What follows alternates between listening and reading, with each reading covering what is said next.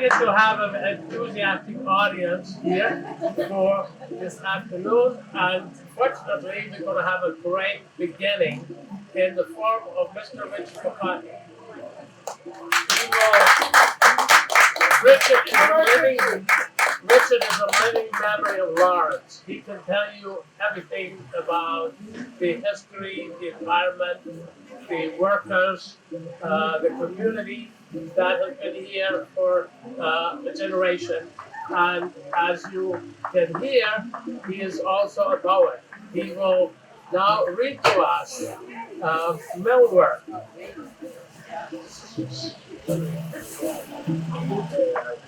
I call this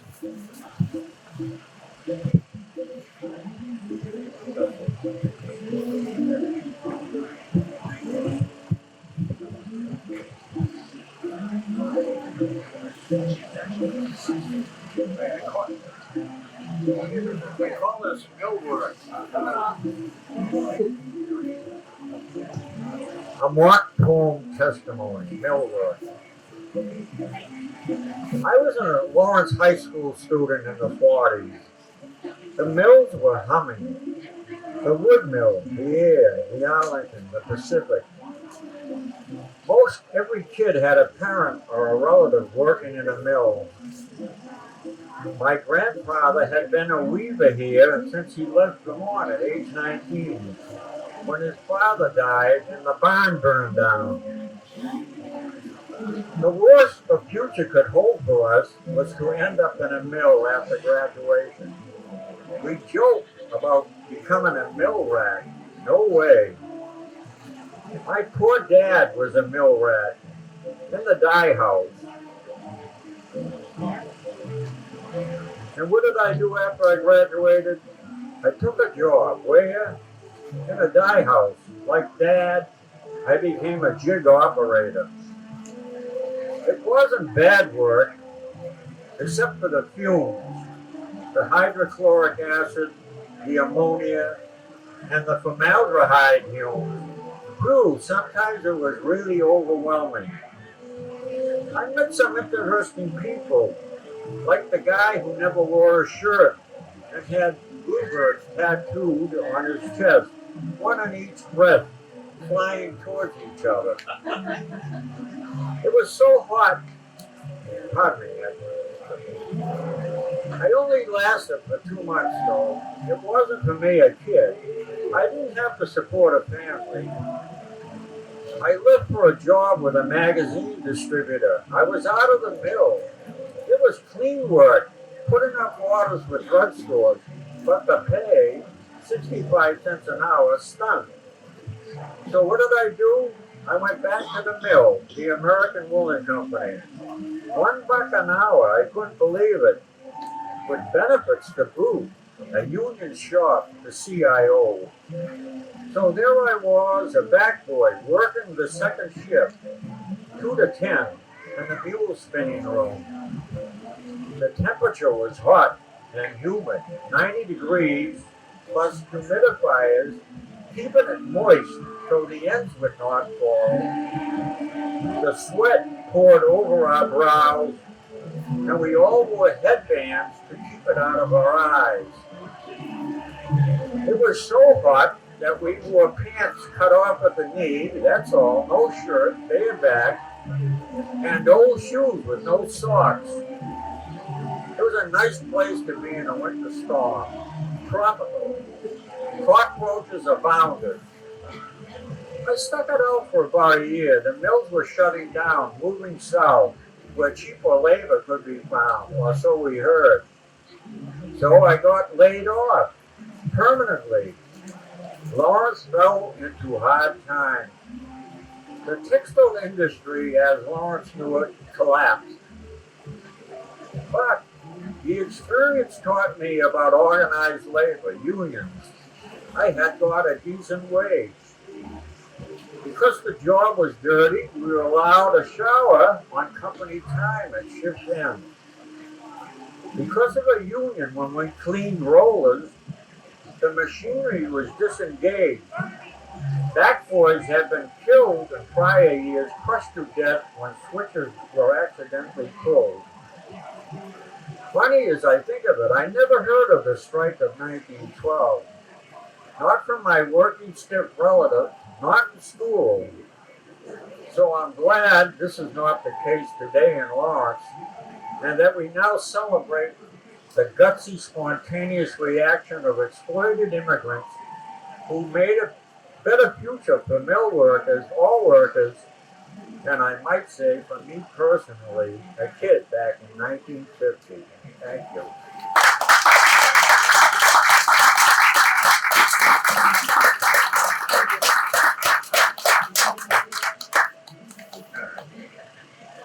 Thank you so much.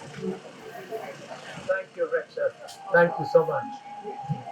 It's now my pleasure to introduce the next speaker, Jonas Stunzer. And he's also an experienced historian in the classic Lawrence tradition. He has spoken to us on previous occasions on the mill system as it developed from the beginnings to the big factories that we still see today. But today we have a special treat because Jonas is going to speak about the Lithuanians in the 1919 strike. We should acknowledge that this year is the anniversary of the 1919 strike, about which we had a lecture last year by our friend over there. But tonight, today, Jonas is going to tell us more about 1919.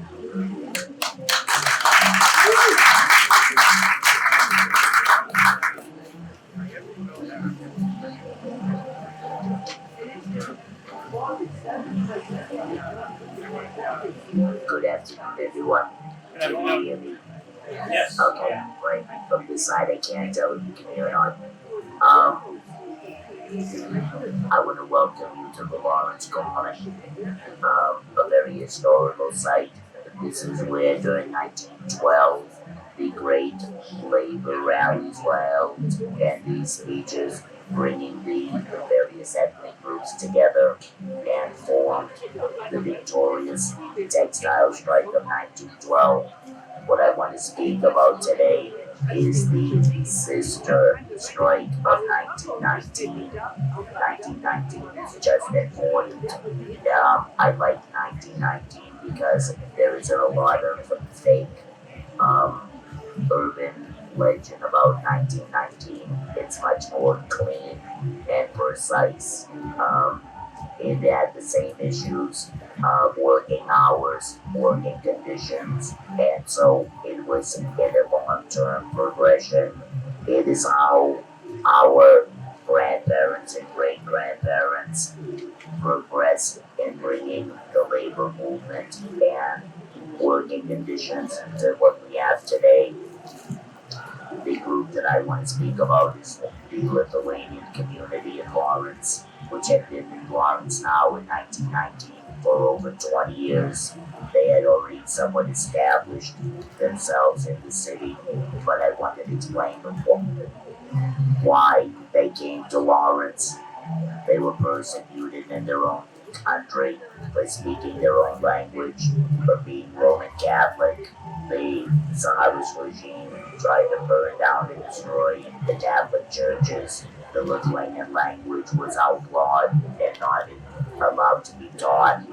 Some of my relatives were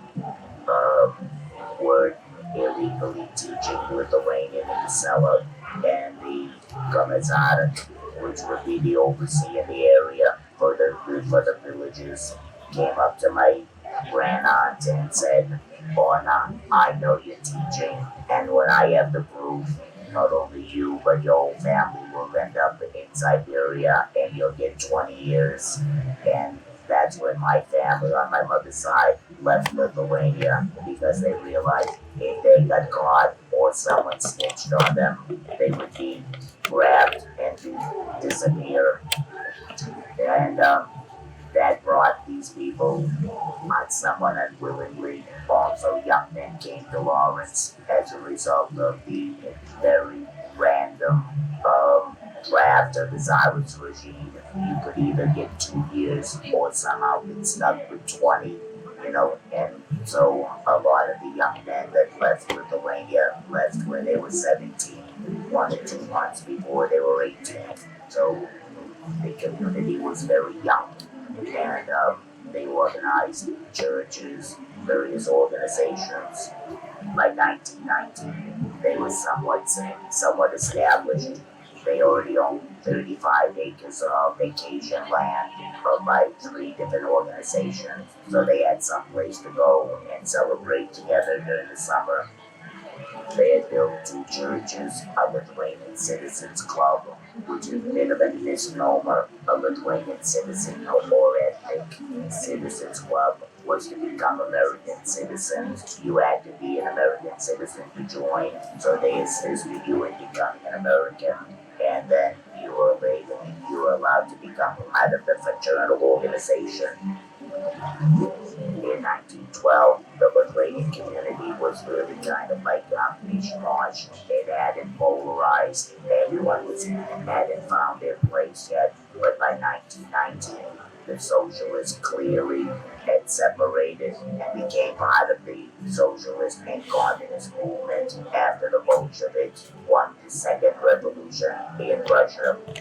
The Lithuanian National Catholic movement was dissatisfied with how the Irish and German bishops treated the ethnic groups, so they formed a National Catholic Church, which was independent of the American bishops and the Pope. And then there was the staunch Roman Catholic Church. These groups are very important to understand because they were the various movers and shakers or counter movers and shakers of 1919. The Roman Catholic Church stood up and considered that the strike was immoral and should not be participated in. The National Catholic Church was very much in favor of the workers, and they were very much in favor of a labor organization.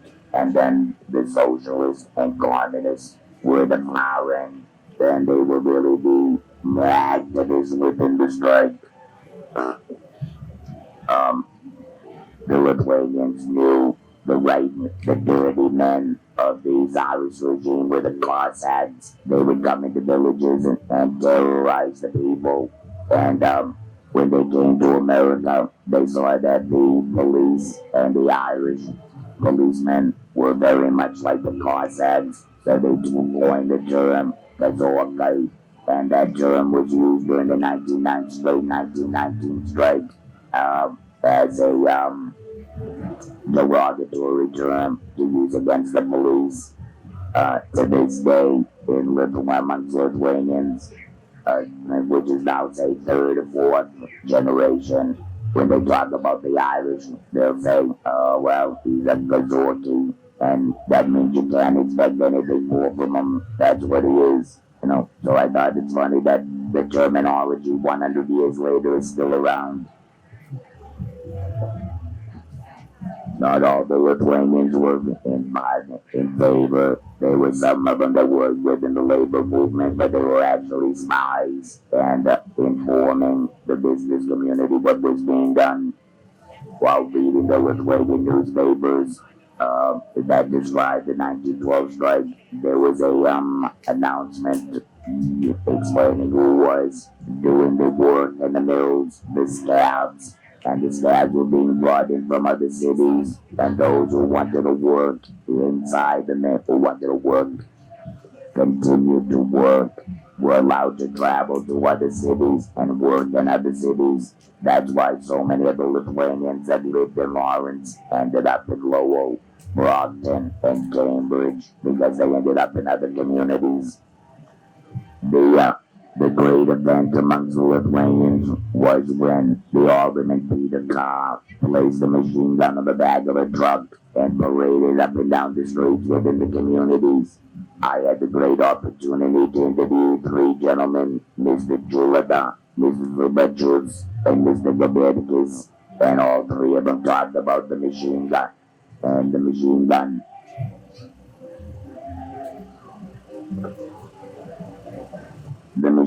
was mounted on the back of the truck and paraded up and down, and The gun was raised to the windows, and these three men remembered the statement that was said from the truck. You Lithuanians will not get away what you did in 1912. So everyone had memories, but it really terrorized the community because the 1919 strike was much more violent than 1912 was. 12 had a lot of parades, but 1919 had a lot of confrontations, and it was good and bad on both sides. A lot of the Lithuanians were arrested for throwing bottles and rocks at the staffs when they were coming out of the mills. So, not everyone had clean hands at the end of the strike. One of our great leaders in the Lawrence community was Dr. Nikolaitis, and he spoke at the end of the strike to the State Board of Conciliation and Arbitration, and he gave testimony of what the conditions were and the need for arbitration instead of the strikes, because the strike was really counterproductive in a way because they were long and tedious and very painful, and both strikes, both of them were in the winter time, which also created many social problems because people didn't have money to eat, so you had long strikes of 16 weeks without any heat in the house. And I'll close with the final statement made in 1919 from the Lithuanian newspaper, The Latest, and the statement goes, Come as Charlene Lawrence. What did we win here in Lawrence? We gained a pay increase of 10%. That we wanted much more to be compatible with the inflation rate, which is now up to 30. You have to remember this is right after World War I, and so inflation was rampant. Yes, after all, we won the strike, but in fact, did we lose? We lost 16 weeks of wages, and that would be compared to only 10% gain. Then at the very end, the city spent $191,000 dealing with the strike. The workers lost $1 million, which would be up to $20 million today. And at the very end, the question was, did we really win? Thank you very much.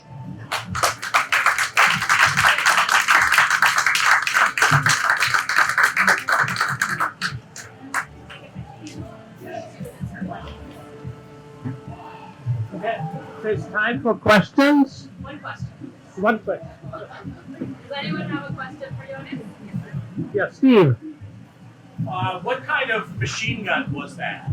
Do you know? Was it a Gatling gun? Okay, the reason I ask is because they were all produced in Hartford, my city. To our great shame. Yeah, no. Thank you. You're welcome. It wasn't that picture is the backside of the Oliver School, right where the Lithuanian Co-op was, and the organizers of the 1912 strike met there. Victor Hayward gave over 25 speeches in that hall. And the interesting thing is then they went up and down and terrorized all the other ethnic groups too. So we weren't something special. Everyone get terrorized. If you're gonna do it, you do the whole gang. Thank you very much, Jonah. Thank you. So, my name is Elizabeth. We have a couple of exciting firsts in our Labor History Live tent this year. One of them, you'll notice we have some labor poems posted around the borders of the tent, and we also have a free zine full of labor poetry that you can pick up outside. It is free, and it's only available today at the festival. So don't miss out on that. Another first that we have today is, I think this is a first in our history, we have a crossover artist. So one of our musicians is going to grace us with her talk, and she's going to be telling us about the recent protests in Puerto Rico. So we're going to welcome Ani Cordero. She will be performing her music on the Bernstein stage at 2:15, but she has generously agreed to join us here in the History Tent as well. Ani's music and art have always been informed by and threaded with her activism, and her music has recently been called the soundtrack of the revolution in Puerto Rico. So please welcome Ani.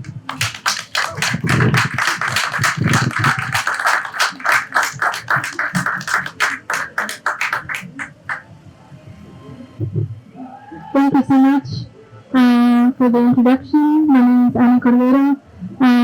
Puerto Rican, I live in Brooklyn, but my family still lives in Puerto Rico for the most part. And I was there this summer and was able to attend some of the protests that were happening there.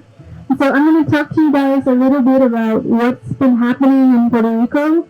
And my hope is that we can talk about some of the lessons that were learned through that very successful protest movement, and what we can bring from that experience to maybe our own protests here in stateside. So, how many of you guys have heard about what's happening in Puerto Rico in general? That's great. It's still happening. There's still protests. But for any of you that have not heard the details of it, essentially, this summer there were some scandals upon scandals. The Secretary of Education was found to be embezzling money. Politicians were found to be stealing money that was from hurricane aid for their own friends. There was a lot of really corrupt practices that were uncovered. And in Puerto Rico, there's always been an understanding that there's just like a general level of corruption that's just part of doing business. But this was like beyond what would be acceptable for even people who are jaded. It was making fun of the dead from the hurricanes. It was stealing the proceeds and not distributing relief that we had all sent from the diaspora to the island, and was just, hidden in airfields.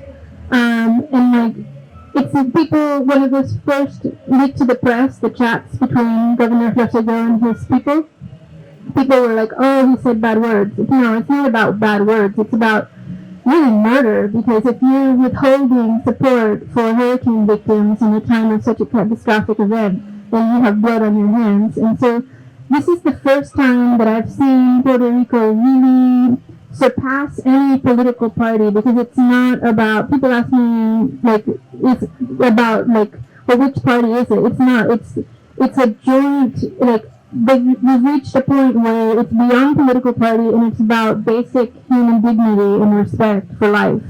So that is why the people were marching in the streets. That's why you saw all those images of millions of people coming out, because these are people that are not typically activists. These are people that just, the most common expression these days is, nos quitaron tanto que nos quitaron el miedo, which means they took away so much from us that they even took away our fear. And so that's the moment in the backdrop, after years of fiscal austerity measures that have been brutal to the economy and to the people, and then the hurricane, and then finding out that how mismanaged the relief was. That's really what has people in the streets. And so they've had it. They've just reached a level that I'm still waiting for us to reach here, where they're like, this is intolerable. We're not going to allow this. This is not okay. And that's where you have people from across the political spectrum in the streets demanding just basic transparency about what's happening in the island. So the protests were successful. Rosselló left. He was forced to resign. He did stay, he gave 2 weeks notice. So he stayed till August 2nd. In that time, he signed, in a very sketchy way, over 80 laws, many of them to create a situation where it would be more difficult to have transparency. So there's a push to try to get those 80-some laws declared unconstitutional. And then there was like a very dramatic telenovela level power grab, where I don't know how, so Rosselló resigns on a Friday. This guy Pierluisi, who is a representative for the Junta, the fiscal control board, because if you didn't know, Puerto Rico can't pass any laws unless it's approved by the fiscal control board, which is a U.S. Group of American people who, it's a colony. So that's the situation. He's a representative for that, and he decided that he's going to be governor, even though he had not yet been confirmed as Secretary of State. It's a little bit complicated. But anyway, he just decided in his apartment, he signed a paper to declare himself governor in front of his sister and said, okay, I'm governor. And people were like, wait, what? That's not right. And he said, well, I'm governor, and if you don't like it, then, kick me out. So the Senate didn't like it. The head of the Senate, Schatz, took it to the Supreme Court of Puerto Rico and got him kicked out.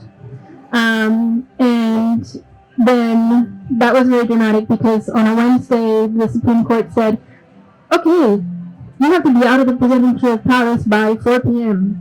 And then when the Vasquez is the one that then became the governor, she was the Department of Justice.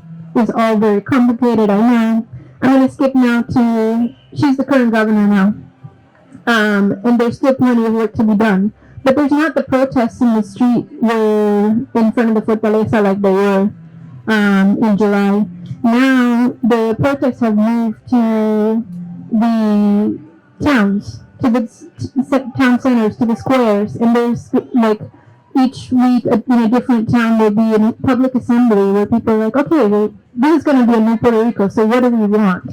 And they're having discussions and organizing it in a way to say, okay, well, we want our schools open again because they closed like 300 some schools after the hurricanes, or we want, basic healthcare available, those kinds of things, and things that are across political parties that everyone can agree is a good idea. We want the teachers to be paid a fair wage, those kinds of things that benefit everyone. So that's what's happening now. And then as far as like lessons from the protests, like why was it so successful? I have to say it's the most creative protest I've ever seen in my life, because there was, the traditional protest, loud in the street. There was music. There was perreo combativo, which is like reggaeton dancing, like dirty dancing. In the street, there was skydiving. There was horses. There's a motorcycle brigade of Rechali, like thousands of motorcycles. Imagine thousands of motorcycles that looks like lava because it's so many lights coming down the street. It's a beautiful thing. They did yoga. They read the Constitution out loud in front of the Fortaleza. Because every day at 11 o'clock at night, it was like the Constitution was over and the police would come out and tear gas everyone. And so that was what provoked that idea.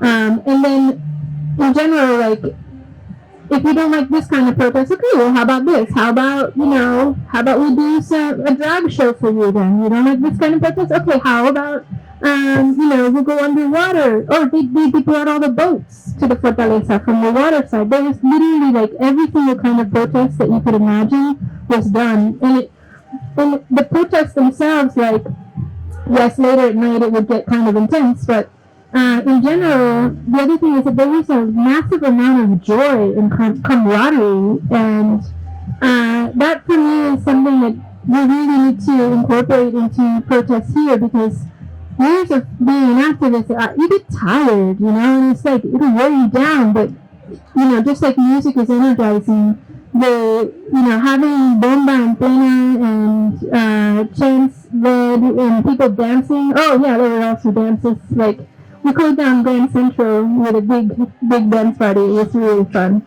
in the New York protests. But like, how can we bring more joy to our protests so that we can sustain ourselves, so that it's not just emotionally exhausting all the time, so that we can keep going as long as we need to go. And so that's the main message that I want to share with you guys. And I have like 5 minutes left, so I want to like open it to questions because I know it's a very complicated historical moment. Does anyone have questions? How is there a plan of how to plan those ideas? Because I know that there's been a lot of public assemblies where that's been organized and people bring those ideas forward. Or is it going to be until the next election? I don't know.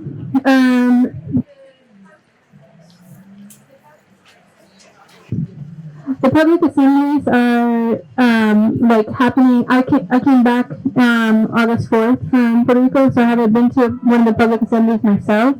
But it's my understanding that they're just collecting ideas of proposals that would be already mutually agreed upon by each town, right? So it's sort of up to the current governor if she's going to incorporate that in the time that she has. But it's like a step towards getting consensus in a place that was previously very, very divided. People were like really, really one political party or the other. And this is like a new moment. And I think that we could do that here, you know. It feels like we're so far apart, but can we agree not to destroy the planet? You know, can we agree, like, what are the commonalities between even polar opposites, the political spectrum? Do you think that the Hong Kong protests have learned anything from Puerto Rico protests? I think the Puerto Ricans are learning. I know that the Puerto Ricans are learning from the Hong Kong protests because we've been watching, and they have some really clever ways of dealing with tear gas. So I have so much respect for what's happening in Hong Kong right now. They're in a really difficult situation. I don't know if they're learning from us, but we're definitely learning from them.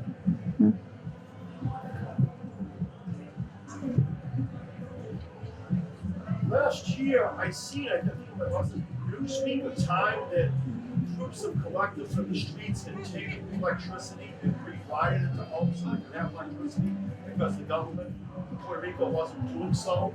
Is there any truth further to that? Oh yeah. I mean, the thing is that if the Puerto Rican people, I think part of the spirit of being fed up and being like, no, we can do this ourselves. If we survived the hurricane and we helped each other and we fed, like, after the hurricane, like, people set up massive community kitchens and took care of their neighbors. Like, my family, my cousin lives in a town called Cameron, for example. FEMA didn't come at all. And what was coming, there was no water. Like, what came out of the faucets was mud. And there was nobody to clear the road. And so the farmers came out. He's a farmer. With chainsaws and just cleared the road. It took them a month to clear the road to be able to get to the main road where there was electricity. And that whole like, oh look, we can do this for ourselves. We can't wait for anybody. And I mean, people had to bury their own dead. Like, it was super serious. You're not gonna wait like, how long are you gonna wait? So yes, it's true. People took matter into their own hands because they had to, not because it was their first choice. That amazes me. You know, I think that's kind of a rebuilding the island and taking the power back. And that's what I'm gathering led out to all the stuff that happened in the streets in August. You know, just the whole mutual, everybody just wanted to look at that. Yeah, I think it's been like building and building. Amazing. Because if you learn how brave you are from surviving a catastrophic event like that, then you get brave in the street too. So, I think we're out of time. We actually have a couple more minutes Okay. if there are other questions. Okay. I'd love to know what your favorite moment, I love what you said about joy in protest, Uh-huh. what your favorite moment for you personally was during the protest, either stateside in New York or in Sweden. Well, stateside it was walking down Broadway in the pouring rain. We shut it down. But, you know, I've shut down Broadway a few times for different protests. But this one is different because people are so joyful. I had my cowbell, people had their plenum drums, and we were all dancing down Broadway in the rain. And the police didn't know what to do with us because we looked like a party. We didn't look like a protest. And so they were just mostly trying to keep us safe and were much less aggressive than in other protests that I've been. I think because they didn't know what to do with our joy. We were not being aggressive. We weren't breaking anything. We were just dancing and playing our instruments. And I think that was very effective because it was confusing. So that was my favorite New York moment. Also, when we were in Grand Central, we had a dance party there, and we were also wet, but they had to close it because they were scared that people would slip on the marble floors because we left a giant puddle just from our clothes. And then in Puerto Rico, there were a lot of favorite moments, but just like seeing like the feminist collectives who were the ones, like there's a lot of organizations already doing the work in advance, and that's what laid the platform for being able to organize these protests so effectively so quickly. And just seeing, everyone using their different talents, like modern dance one day or live painting the next day to bring attention to this very important cause. I think it just really renewed my hope.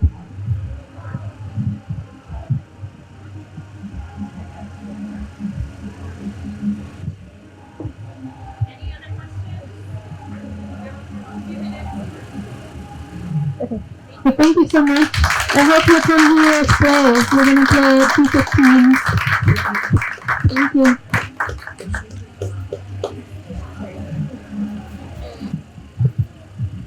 So we have a little unplanned change in schedule.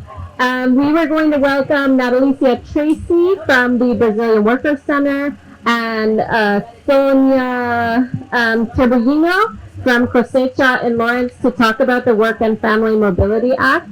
Unfortunately, they're not here.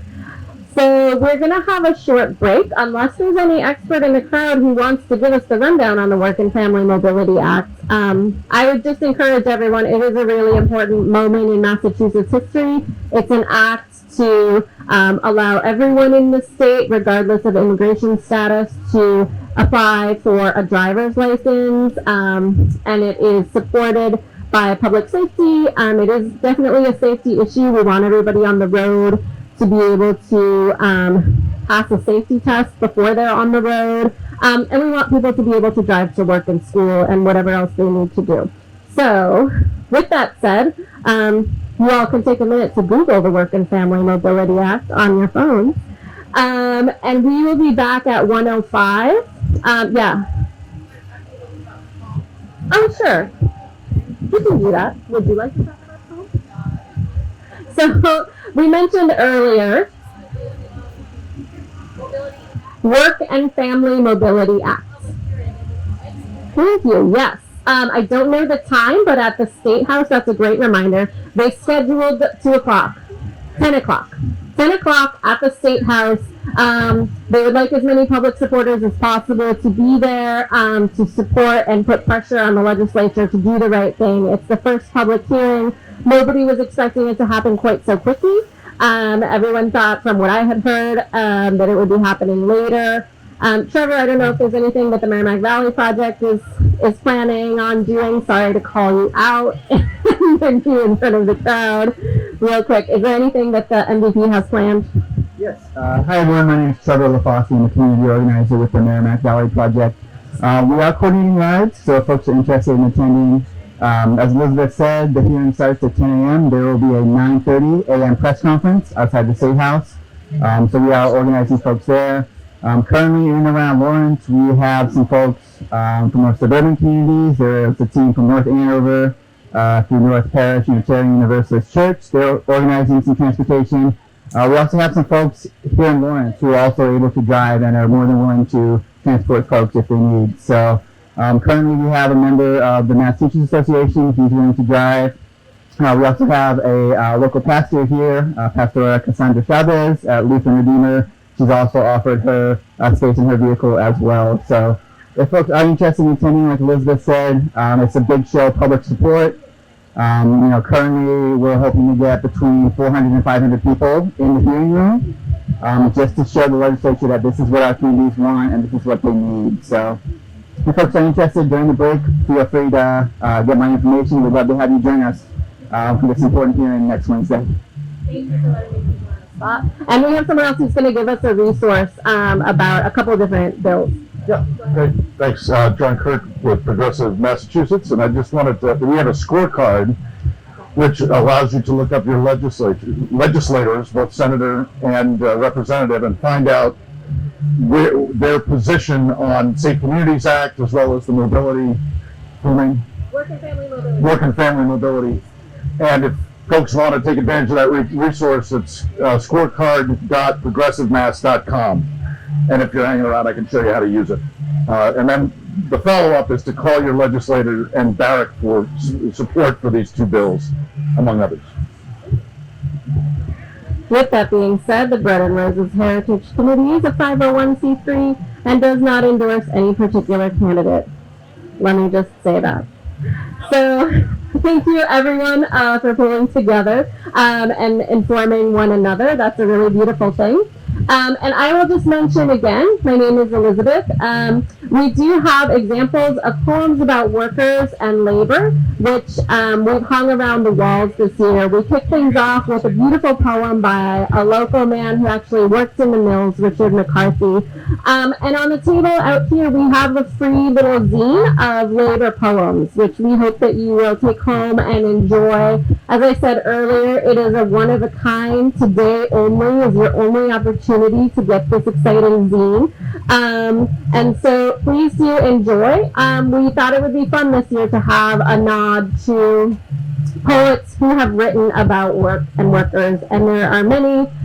We tried to kind of bring you some traditional voices. We included the Bread and Roses poem in the zine by James Oppenheim, as well as some that maybe poets that you haven't heard before. We wrap it up with a poet from a competition of migrant workers in Singapore. Every year, the migrant workers submit poems, and a panel of judges chooses the top poems. So we've included one, and there's a website there too where you can actually go and read other poets. Every year they update it. So we will take just a 5-minute break, and at 1:05 we'll be back with Steve Thornton, who will be talking to us about his book, Good Trouble. But we do want to stick to that schedule so that if folks are timing their day to be able to hear Steve, they can come on time. So please enjoy the 5-minute break. Out of Hartford, Connecticut, and he's been here many times, each time introducing us to more than just bits and pieces of labor history, but a real panorama. He knows all the events connected to labor history in Connecticut, and he is linked to many other places like to us. So it's a special pleasure to introduce him to you on his new book, Good Trouble.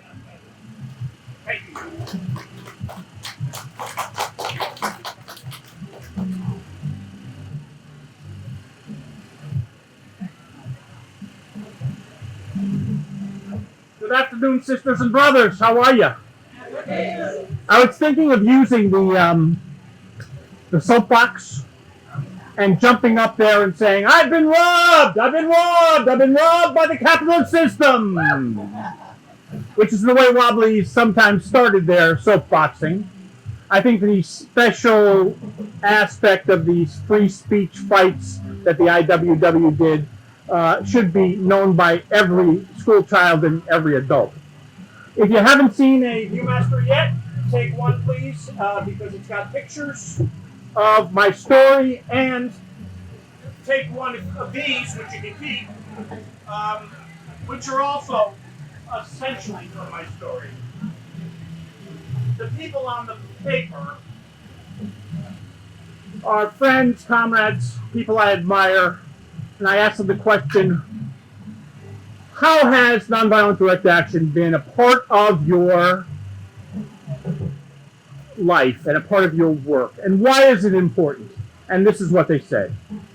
So it's real an honor and a pleasure to be here. I'm Steve Thornton, as you said. My book is Good Trouble, True Mother History of Nonviolent Direct Action. You see how thin it is? That's because it's only $10. And that's cost. My Viewmasters are low-tech storytelling in the industrial age. I'm into low-tech storytelling. I've been a labor organizer for 40 years, and I've always wondered, as I'm working, what strategy helps us to win? What strategy works that union members can engage in, union members and their supporters can engage in? We engage in strikes. My union had 100 strikes in one 10-year period in nursing homes and group homes in the 80s, and we won them. We have grievances. We have other kinds of collective actions, and after I've sort of thought through all of them, because I wanted to reflect on my work a little bit and see if there's any lesson that I could share, it is this. I believe that we need to ramp up our abilities to engage in nonviolent direct action because it's an important tool in the organizer's toolbox. Now, I've also been a community organizer for more than 40 years, more than my time with unions. And here, too, nonviolent direct action or strategic nonviolence or civil disobedience should be a component, I believe, of every struggle. My book tells us 45 stories about union folks and neighborhood folks who have tried strategic nonviolence and have discovered for themselves its powerful effect, its possibilities, and the way it can help them achieve their goals. Here's how I define nonviolent direct action so we're all on the same page. It's in the book. It says, for the purposes of this book, I define nonviolent direct action as a technique of struggle outside of institutional methods, laws, courts, petitions, voting, without the use of injurious force or threat to others. It uses a special set of tactics that do not necessarily exclude coercion or property destruction. It is protest, resistance, or intervention to stop injustice and or to win control over aspects of the political and economic life of our society. In this book, I also have Dr. King, Alicia Garza from Black Lives Matter movement, Piven and Cloward, the sociologists, and others, including the civil rights legend John Lewis, from whom I took the title, Good Trouble. He said, you have to make trouble, good trouble. And that's what Dr. King and Rosa Parks taught him. And I also got a picture of him, a portrait of him as well. The other purpose of this book, besides the fact that it's effective and we should all be using it, and not just in the giant billion-man marches, the purpose of the book is to demonstrate a long-time excuse that I've heard over and over and over, that civil disobedience, nonviolent direct action is just symbolic, that it's naive, that it's not really designed to produce anything, and that it's for white middle-class folks who don't risk as much as black or brown or gay or lesbian or Central American people would risk if they engaged in the same kind of actions. So it can only be used by a few and only for show purposes. Well, just the examples from my one city, Hartford, and although these are universal stories, these are things that have actually happened in my city. These excuses are refuted.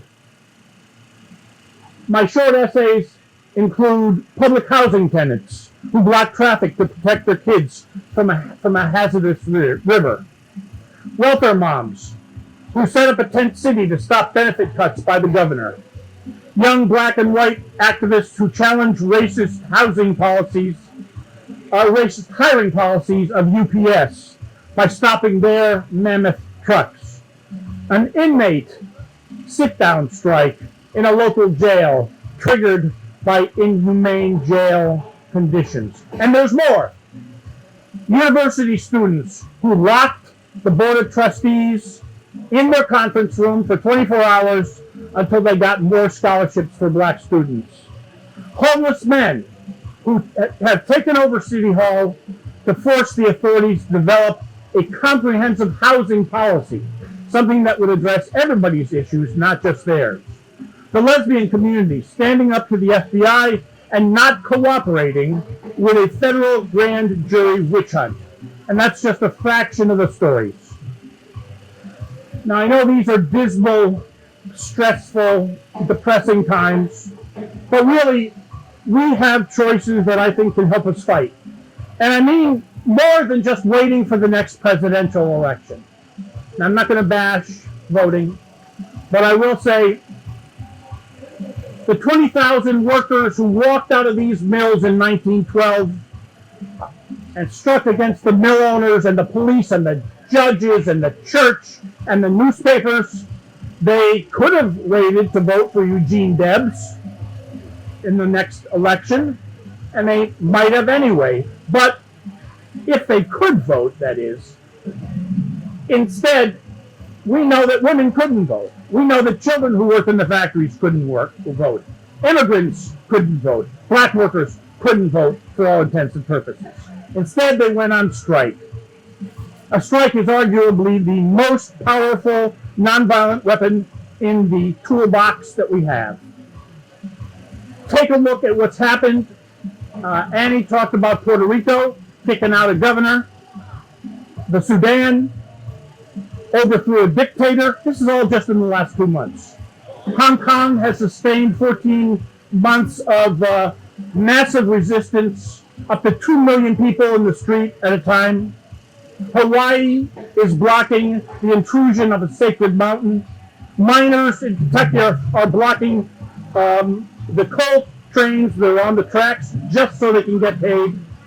German activists, by the thousands and tens of thousands, have occupied a coal mine and blocked coal trains as well. And this is just in the last 2 months. And what I don't hear any of the mainstream media or anybody else say is, wow, what a bunch of nonviolent direct action going on around the world. They just say, oh, there's this over here and that over there. It's all sort of atomized, but it really is part of a movement. I'll leave you this one quote. And it's from Starhawk. Anybody know what Starhawk is? Oh, excellent. This side of the room knows Starhawk. You will now know Starhawk. And she wrote, direct action can be used to pry apart the subtle ties holding the system together. Those who organize and who take the risks of action are the tip of the crowbar that inserts itself into a crack in the system. But the weight, the heft that pries the nails loose is the larger base of the support we have created. Thank you very much. Any questions? Any comments? You don't have to agree with anything I said. Any questions? Come on, start a fight. Jim.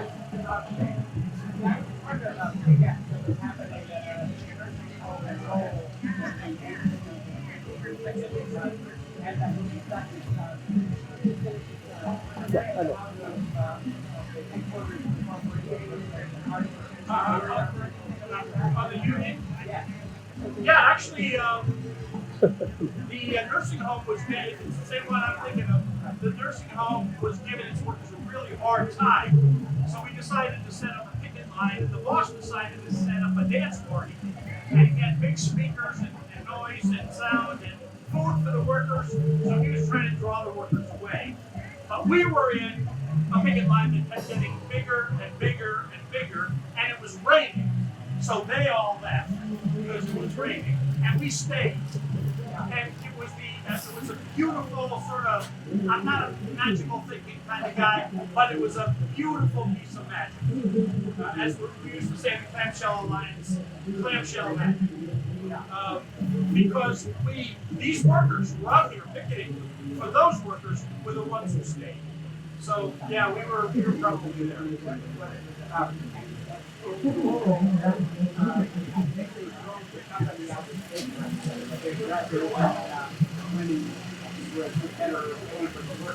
The boss can always figure out his balance sheet. If he doesn't make enough profit, he may leave. Often he'll sell. Or often the state will take it in receivership, and we always work hard to find a new buyer. It doesn't happen all the time because we're living under capitalism, but we work really hard to keep those jobs.